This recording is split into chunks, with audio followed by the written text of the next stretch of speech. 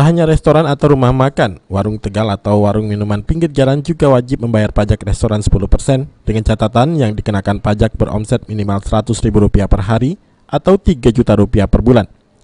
Kepala Badan Pengelola Pajak Daerah Kota Palembang Sulaiman Amin menjelaskan, aturan dalam Perda Nomor 2 Tahun 2018 tentang pajak daerah sudah jelas. Usaha pempek yang selama ini memiliki potensi besar bagi pemerintah daerah, sehingga pedagang pempek, makanan, minuman di bawah tenda dan sejenisnya beromset minimal Rp100.000 dikenakan pajak restoran 10%. Jadi kita berdasarkan Perda 84 2018 itu yang namanya pajak restoran, pajak yang dikenakan bagi masyarakat baik makan di tempat, dibungkus di kota atau take away itu kena 10%. Termasuk pempek. Pempek kita tahu dulu banyak pengiriman 7-8 ton, tetapi tidak ada kontribusinya untuk pemerintah daerah. Nah, sebetulnya Perda ini sudah ada 2018, hanya saja mungkin belum dimaksimalkan.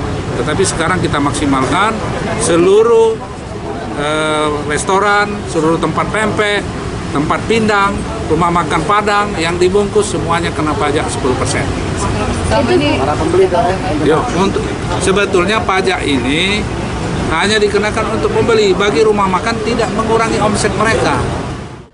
Ia juga menambahkan hal ini merupakan potensi pajak yang belum optimal digarap. Agar transaksi sektor usaha terpantau sehingga perolehan pajak real, pihaknya melakukan pemasangan alat pemantau pajak online atau e-tax di 4 sektor usaha seperti tempat makan, hotel, karaoke, dan parkir.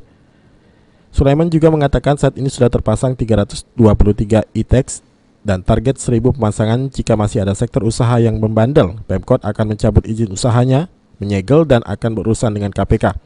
Selain itu, pajak restoran ini akan berlaku pada pembelian pempek makan di tempat atau take away. Amanda Lydia, PAL TV.